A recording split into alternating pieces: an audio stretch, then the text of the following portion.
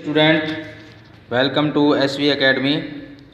SV academy में आप सभी बच्चों का हार्दिक स्वागत है। आज हम क्लास 7th संस्कृत में लेसन नंबर 4 हास्य बाल कवि सम्मेलन पाठ को पढ़ रहे हैं।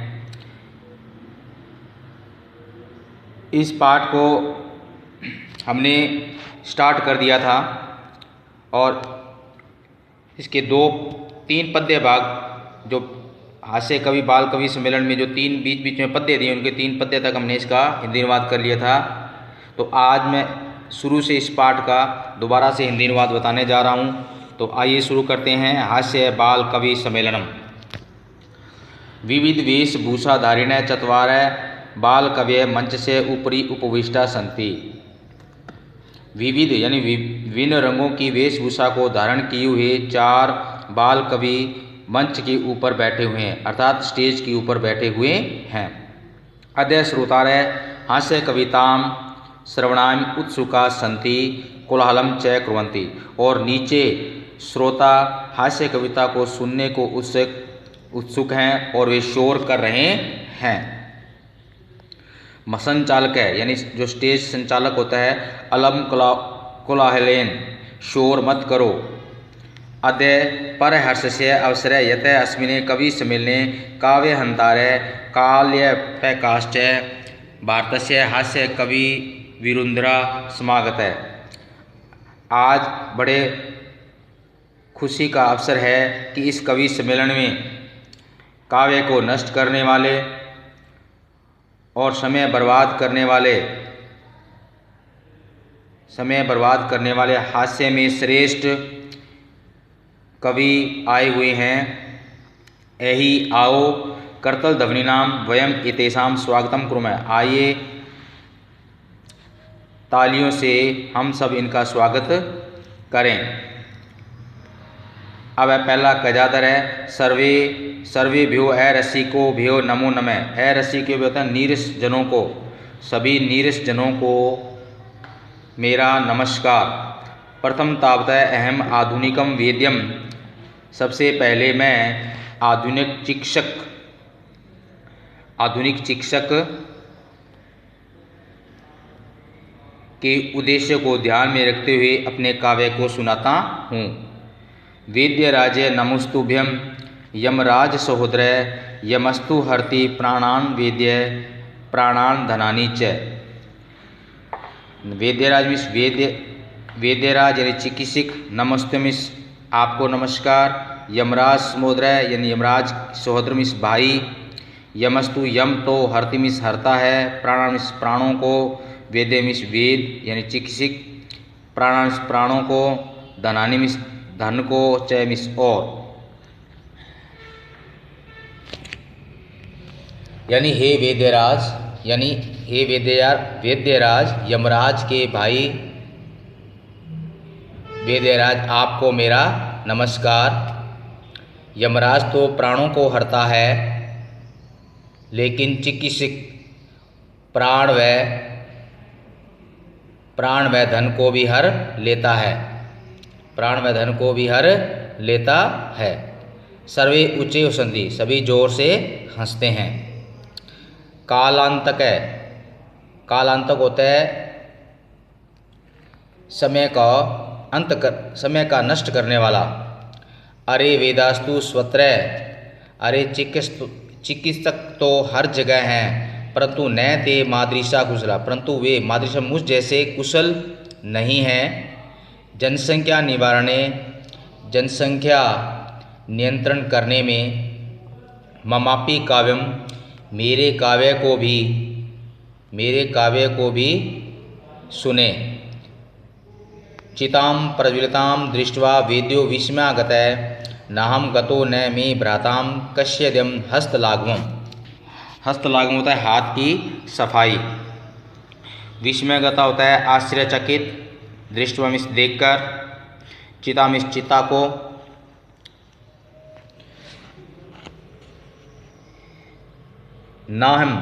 न प्लस अहम, न मिस नहीं, अहम मिस मैं। गतो मिस गया, मे मिस मेरा, भ्राता मिस भाई।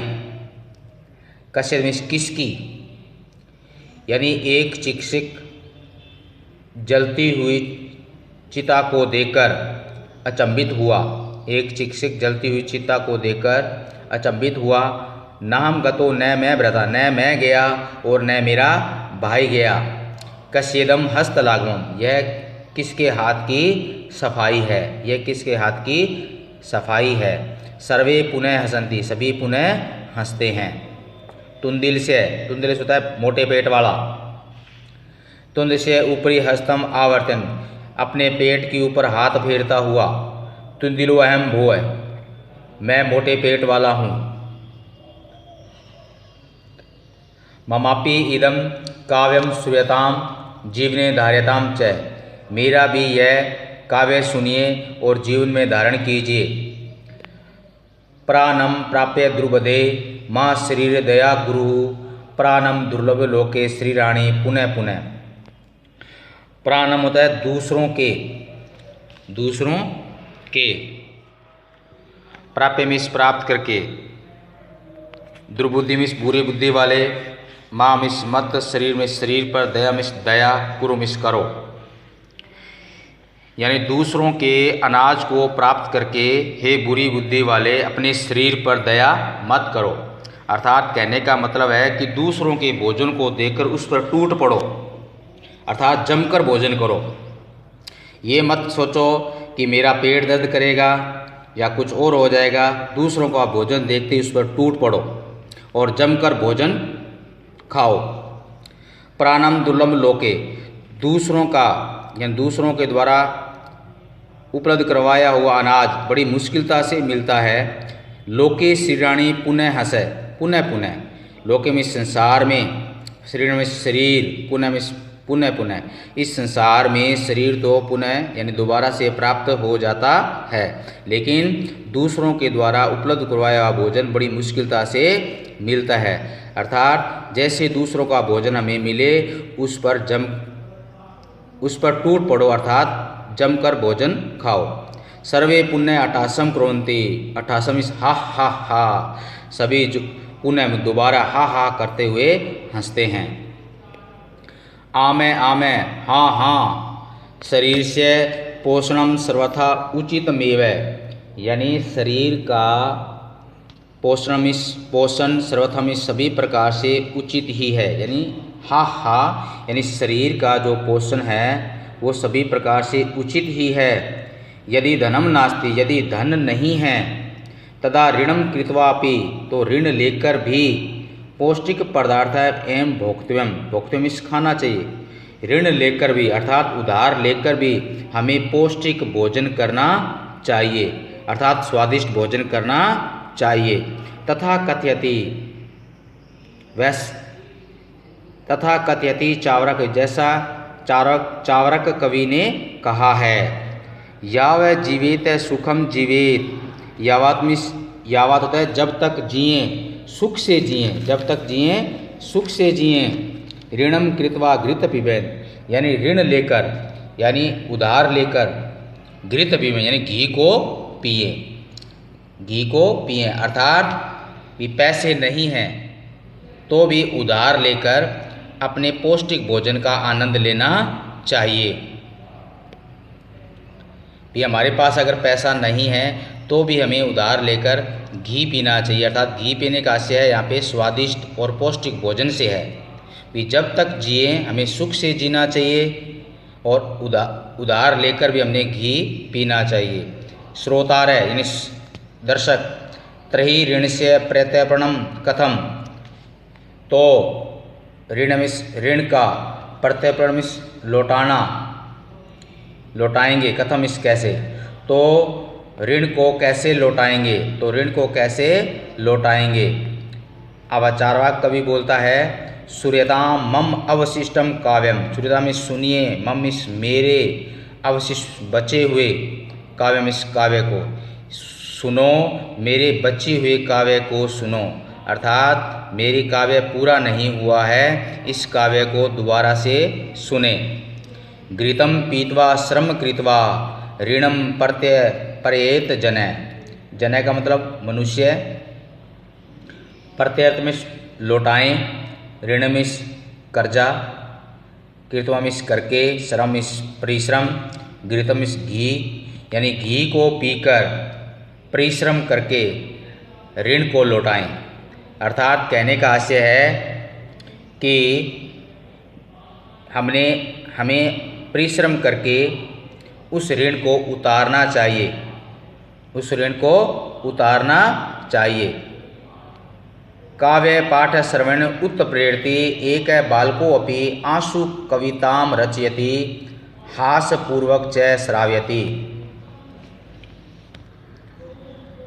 काव्य पाठ श्रवण, काव्य पाठ को सुनने से, काव्य पाठ को सुनने से प्रेरित होकर एक बालकोपि, एक बालक भी आंसु कविता, आंसु कविता का अर्थ है उसी क्षण तैयार की गई हुई कविता, उसी क्षण तैयार की गई कविता को बनाते हुए हास्यपूर्वक उसे सुनाता है।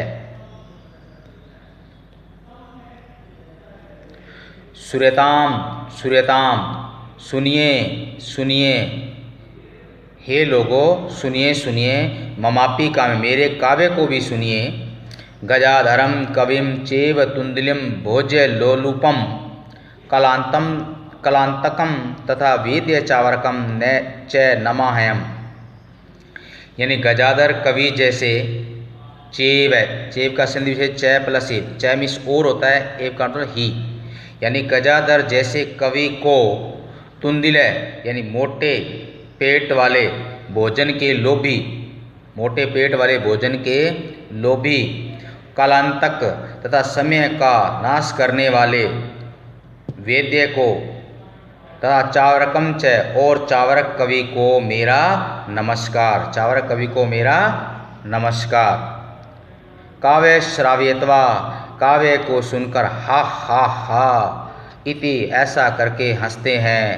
अन्य चापि हसंती, और अन्य भी हंसते हैं। सर्वे गृहं गच्छन्ति, सभी घर की ओर जाते हैं। तो ये था प्रिय बच्चों इस पाठ का हिंदी अनुवाद।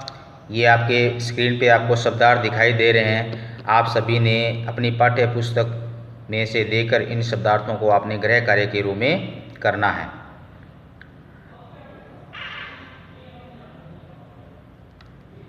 देखो शब्दार्थ में पहले अद्य, अद्य का अर्थ है नीचे, कोलाहलम शोर, काव्य हंतारय, काव्य को नष्ट करने वाले, काल या पका, समय बर्बाद करने वाले, धुरंधरा श्रेष्ठ या अग्रणी, एही आइए, करतल ध्वनियम तालियों से, अरसी के भय नीरस जनों को, सबकियम अपने, मादृशा मेरे जैसे या मुझ जैसे, हस्तलाघवम हाथ की सफाई, तुंद से तोंद के, और आवर्तन फेरता हुआ, आवर्तन फेरता हुआ।